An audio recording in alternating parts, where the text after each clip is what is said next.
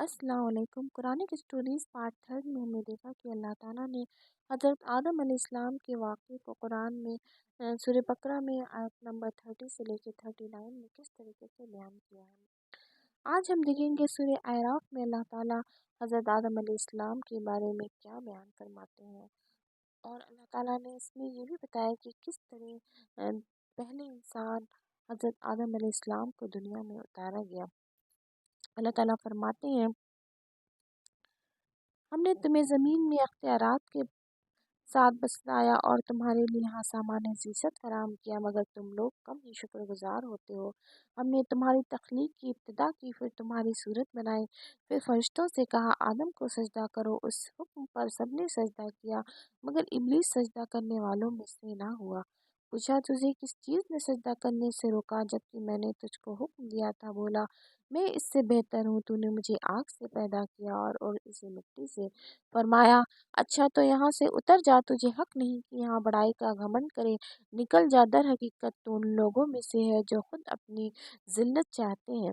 بولا مجھے اس دن تک مہلت دے جبکہ یہ سب دوبارہ اٹھائے جائیں گے۔ فرمایا تجھے مہلت ہے۔ بولا اچھا تو جس طرح تو نے مجھے گمراہی میں مبتلا کیا ہے، میں بھی اب تیری سیدھی راہ پر ان انسانوں کی گھاٹ میں لگا رہوں گا، آگے اور پیچھے اور دائیں اور بائیں ہر طرف سے ان کو گھیروں گا، اور ان میں سے اکثر کو شکر گزار نہ پائے گا۔ فرمایا نکل جا یہاں سے ذلیل اور ٹھکرایا ہوا، یقین رکھ ان میں سے جو تیری پیروی کریں گے تجھ سمیت ان سب سے جہنم کو بھر دوں گا۔ اور اے آدم، تو اور تیری بیوی دونوں اس جنت میں رہو جہاں جس چیز کو تمہارا جی چاہے کھاؤ، مگر اس درخت کے پاس نہ پھٹکنا ورنہ ظالموں میں سے ہو جاؤ گے۔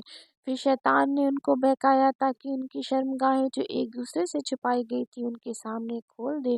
اس نے ان سے کہا تمہارے رب نے تمہیں اس درخت سے روکا، اس کی وجہ اس کے سوا کچھ نہیں ہے کہ کہیں تم فرشتے نہ بن جاؤ یا تمہیں ہمیشگی کی زندگی حاصل نہ ہو جائے۔ اور اس نے قسم کھا کر ان سے کہا میں تمہارا سچا خیر خواہ ہوں، اور اس طرح دھوکہ دے کر ان دونوں کو رفتہ رفتہ اپنے ڈھب پر لے آیا۔ آخر کار جب انہوں نے اس درخت کا مزہ چکھا تو ان کے ستر ایک دوسرے کے سامنے کھل گئے، اور وہ اپنے جسموں کو جنت کے پتوں سے ڈھانکنے لگے۔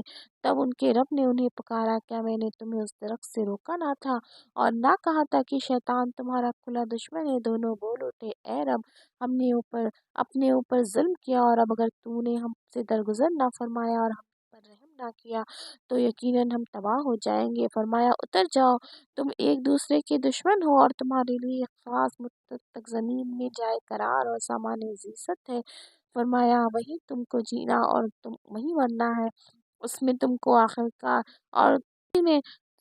آخر کار نکالا جائے گا۔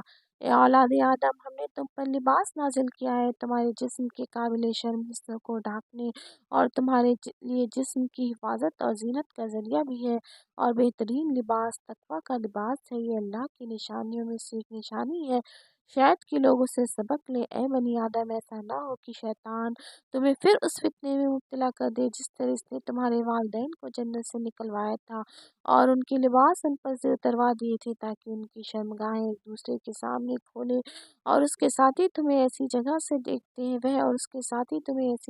دیکھتے ہیں جہاں سے تم انہیں نہیں دیکھ سکتے۔ ان شیاطین کو ہم نے ان لوگوں کا سرپرست بنا دیا ہے جو ایمان نہیں لاتے۔ ان آیتوں میں ہم دیکھتے ہیں کہ کس طرح اللہ تعالیٰ نے ہمیں شیطان کی چالوں سے خبردار کیا ہے اور بتایا ہے کہ شیطان ہمیں بہکا کر کے بے حیائی اور برے کام کرنے کا حکم دیتا ہے، اور شیطان نے اللہ تعالیٰ سے وعدہ بھی کیا ہے کہ وہ اللہ کے بندوں کو آگے سے اور پیچھے سے اور دائیں اور بائیں سے بہکاتا رہے گا۔